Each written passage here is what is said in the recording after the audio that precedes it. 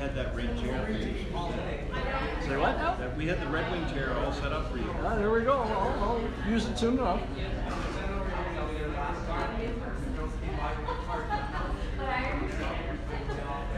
Hi, if you want to try a coffee, I recommend Fredericton coffee. We'll try one. Is this the signing of the contract? Are we staging the signing of the contract?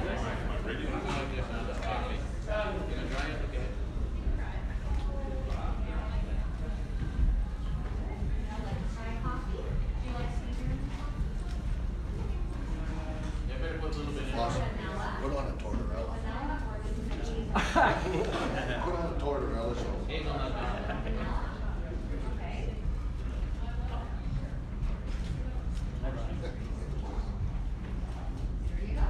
We good? Good. So we'll get started here. Because I do not have a microphone, I'm obviously going to have to talk a little louder than I normally do. With that said, I'll try my best not to holler and talk too loud. We are on Facebook Live today, so I certainly would like to welcome all of our those who are watching on Facebook Live, and all of our season ticket holders who have so graciously purchased so far, and I know some are watching as well through Facebook. Also, a little shout out to all of our owners who are from different parts of the world who are watching as well, all the way from Toronto to Florida, Montreal, and a few different places.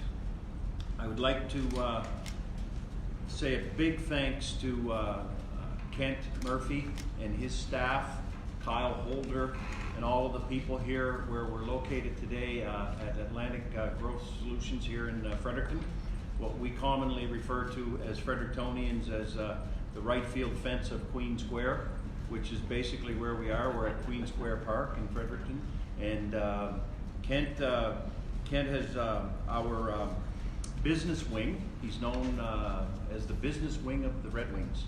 And so from us, we want to thank Kent for allowing us to be here today. Thank you, Kent. Thank you, Kyle, for setting everything up and for this exciting announcement. We have a few owners present I'd like to thank as well. Brian Johnson is here from Fredericton, the owner of Kingswood and the Radisson Hotel. Also like to welcome all the way up from Moncton, New Brunswick, Peter and Jonathan Henry. So thank you for coming up, Johnny and Pete, for making the trip. Although I know your mom probably drove, she did all the hard work. Thanks for making the trip, Shirley, up to Fredericton. So exciting day for us to be able to announce finally our new head coach for the Fredericton Red Wings. This gentleman has an extensive background, as you can see from your handouts and from the media release, in hockey. Very much a hockey player, represented our country twice and was successful twice, winning the Spengler Cup, as well as a number of championships in Europe. Played for the Acadia Axemen, played 2 years in the Quebec Major Junior League for the St. Jean Lynx, and certainly no stranger to the bench. Worked with the St. Evex hockey program and was part of championship AUS back-to-back championships. Probably, I know they may have even beat those AUS champions. So with that said, he certainly has an extensive background. We're very, very excited to be able to announce today. And welcome to the team, our new head coach, Mr. Brian Casey.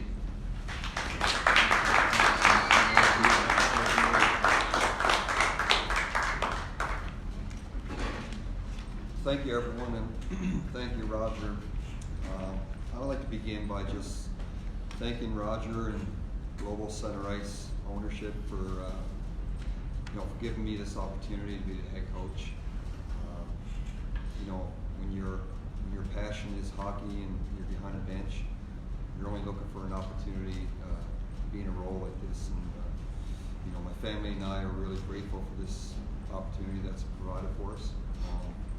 I'm obviously excited to be a Fredericton Red Wing and to really get the job started. I think it's going to be an exciting time moving forward.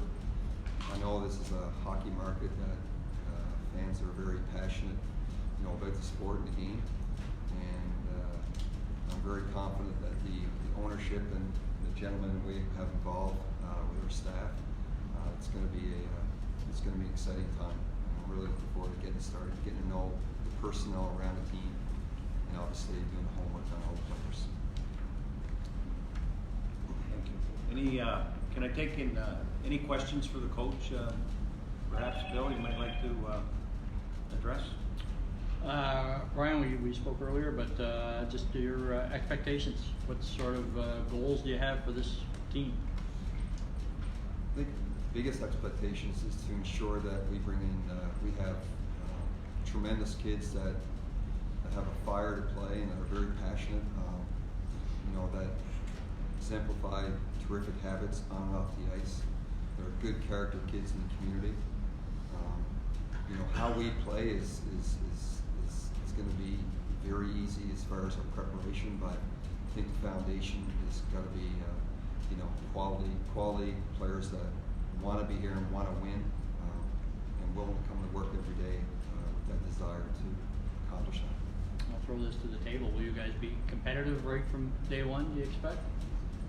I haven't had a chance to introduce him, but I was actually going to ask him to say a few things, but I will introduce our general manager of the hockey club, Brent Grant. He's a local Frederictonian, and Brent is in charge of the hockey team in terms of the on-ice product. So I'm going to turn that question over to Brent in terms of the competitiveness of it.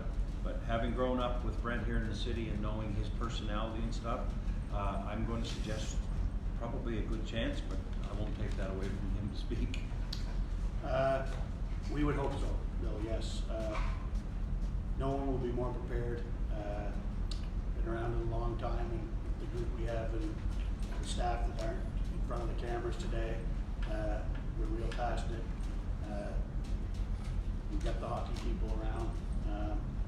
It's a little different. We're a team that we're just, we're, whatever that word is, we're Retooling? retooling. We're not an expansion team, so we've got some work to do there. It's Brian's first day. It's the first day Brian and I have met. We'll start our work immediately tonight. We've got a draft coming up in 2 weeks. I've been in touch with all the players. We're going to do what's best for the Fredericton Red Wings, but we're not looking for 2 and 3 years down the road to be competitive. We're going to try to be competitive right out of the gate. 3 first-round picks, right? Yes. Do you know where you're going with those yet? I guess it depends on what the top 4 are doing, but or the top 3 are doing. Yeah, it's a different draft. It's it's a draft where you're looking for the best fit for your team, obviously, and players that are not going to the Quebec Major Junior League the day after our draft. So it takes a lot of work. We've done a ton of it. A lot of nights on the phone, but we're gonna, like I say, we're gonna sit tonight as a group, and I'll explain where we're at, and it'll be a group decision for sure. But we have a good idea what we're gonna be doing. But the Q draft is a week before ours, and that'll certainly change a few of our plans. Probably seeing where kids get drafted there. How much hockey have you watched, Brent, in preparation for this? Not enough. Yeah. Never enough. Never enough. We weren't sure where we were going to be. We've got a lot of people around around the Maritimes. That beauty of it is, I got a lot of contacts out there, and some hockey people that we'll trust, and for sure there'll be some people that we're going to trust on certain players. So we've got some scouts that are working for us that don't even know it. So we'll start to watch a lot more. But saw all the midget teams. We were down at the Halifax Ice Jam. We've got a real good feel on what's out there. Brian, do you like to coach a particular style? What's your philosophy as a coach? Well, I've asked that question a couple times. For me, it's I have different philosophies. you know, obviously it comes down to, as Brent alluded to, is you know, to ensure that you have the right personnel first. You know, I'm a disciplined coach. I think the game is played between the whistles. I'm a coach that expects our team to compete, you know, night in and night out, whether we're at home or on the road. Just to be a hard team to play against. But for me, it starts with our fitness level, ensuring that we have a group. And junior hockey over the course of the season could have its grind, you know, obviously, but we want to make sure that our players are well conditioned. They're prepared to play every game, and you know, once we get familiarity with the players and assess the players that's coming in, we'll be able to know exactly where we're going to take this as far as our identity. How different an environment is this than the one you're coming from at King's Edge? Well, I mean, the players are going to be older, that's Yeah. for sure, right? I coached the last 2 years, mostly grade 10s and 11s, so kids first, second year midget, which, you know, you're always in development mode. But obviously, this is a little bit of a different animal. You're dealing with kids that, you know, probably had some experience up and down in the major junior level, and so it's, it doesn't change from a coaching standpoint. The good thing about this now is that I get to do it every day, and I'll be able to have the time to really dive into the job and to make sure that you know, what needs to get done will get done. Roger, maybe you can explain the coaching and teaching split with the V-Reds prospects. How's Brian? Just Sure. define Brian's job from your perspective. Yeah, we,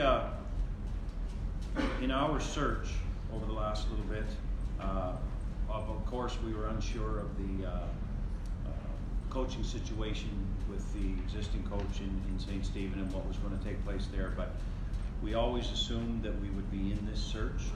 And so in our search as a company, we made the decision that we needed a hockey director. And with a hockey director comes somebody with some experience in all areas. So with Brian, it was the perfect fit, and we knew that we were hiring a teacher. We were hiring a person who's been involved in youth programming, who's part of a hockey program in Newfoundland called Impact Hockey, who understands youth hockey and summer camps and summer development and all that. So it was, for us, it was like just too good to be true that we could find that one person that understood the whole thing, so that when I sat down with Brian and said, listen, we're looking for a hockey director and not just a hockey coach between September and May. Fortunate if we're playing in May, that would be our objective, obviously. And so very, very fortunate. The big thing is with the V-Red Prospects program, which is now 20 years old, and Gardner, McDougall and I, and Brian Johnson and a few people started that program 20 years ago. To find somebody that understood how that works and that could just jump in and with 2 feet and then just take it to a different level. So our objective is to grow the V-Red Prospects program significantly and provide more opportunity for New Brunswick and Maritime kids, as we used to back in the I call it the olden days, but I'm certainly dating myself, but back when my son was playing hockey and I was very passionate about the coaching side of it at that time. I found myself back into that now, and I'm back into the coaching of these young kids. That's the exact age I want to coach, the younger ones, and work with that. So it works out great. Brian and I will work hand in hand. We'll be in the same, we're going to be in the same mode. We're going to be working together on the youth side of it all the time. I'm going to do my best, as I said, to keep my nose out of the hockey operation side as best I can. As the president governor of the team, though, obviously I will use some experience that I've accumulated over the last 15 years in the Quebec League, and certainly hope to be able to help Brent on that type of stuff, and especially with drafts and all the different things that we got going on. There's a lot to it, and I echo what Brent said. And for everybody that's watching and everybody that's present, the Junior A draft is a much more complicated draft than the Quebec Major Junior League, because the Quebec Major Junior League draft is you're looking at the best player and saying, well, the only reason he wouldn't play for me in Bathurst or Moncton or Shawinigan or one of those types of places would be that he wants to go to an American college and he doesn't want to lose his eligibility, and that could be the only possible reason that he wouldn't want to play for us. And so you know when you're doing the draft that there's a very high probability that the person you're drafting is going to play for you. Whereas at the Junior A level, which is the level that we are in and the level we want to be in, we feel it's the right size, right city, and right league. Our objective right out of the gate is to be able to find those boys that do want that American college experience and want to go in what we call NCAA. So we got to find some of those guys early, and with that, we've got a few in mind already, and kids that want to protect eligibility and things like that. So we're going to try to build a program around that type of thing as well, and make sure we have some of those players on our team, because they can be extremely high-end players. Yeah. Like a lot of boys do choose that route, and it's been proven pretty successful lately. When you look at the National Hockey League and look at the playoffs and look at where all the players have come from, there's a pile of kids coming out of the Boston colleges and BUs and different places like that. So that'll be something that we have to consider. But that draft is very, very for our first draft in the Maritime Junior League, and for this group's first ever type of draft like that. It's a challenge to make sure that you pick the right players. Brian, what's your business card read? Director of hockey / hockey coach, or hockey coach / He's looking at me because I'm a guy making up the business cards, right? Haven't seen one yet. Yeah. So what will they read? It'll read hockey director, head coach, Fredericton Junior Red Wings. Okay, in that order. Yes. Okay. All right. That's all I got. Any other questions? Well, I want to thank everybody, certainly for their attendance. It's a good day. It's an exciting day for us to finally get our head coach on the ground and ready to go. And he can start to dig in. As Brent alluded, he'll be digging in an hour in our first real hockey operations meeting. And there'll be lots of stuff go on in those, and we call it the War Room.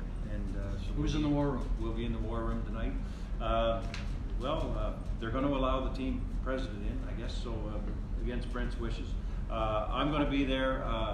Brian will certainly be there. Brent, head scout director Kurt Allen, and Josh Collins, and Kevin Pottle would be there, but Kevin chose to be off on a 7-day cruise somewhere in the Mediterranean. So he's enjoying himself. He may even be watching this right now from there. He's been asking us, but he and his wife, Darlene, have been on a. So loaded question here. You guys are sitting around the table in Edmonton. Who makes the pick? He's the general manager of the team. Okay. You won't overrule. Will you be there? No. I will say that I learned that lesson a long time ago when the owner of the team tried to overrule a pick. It backfired. It didn't work, and it's real hard on your staff if you start overruling somebody at the table. And the best example I can give you of that is for the hockey. For the hockey people out there, is that the guys that are in the rink all winter watching the players, and then somebody tries to overrule them on the day of the draft, never sits very well with the hockey club. So the guys that watch the players all winter are the guys who get to make the final pick. But they're also the first guys that get let go too. So. Tick, tick, tick. Okay. I want to get a good photo of you guys. Good. So thank you, everybody. Thank you very much. Thank you for anybody that was watching. We're excited. We're ready to go. And the Fredericton Red Wings will have plenty more announcements coming up very soon. Thank you.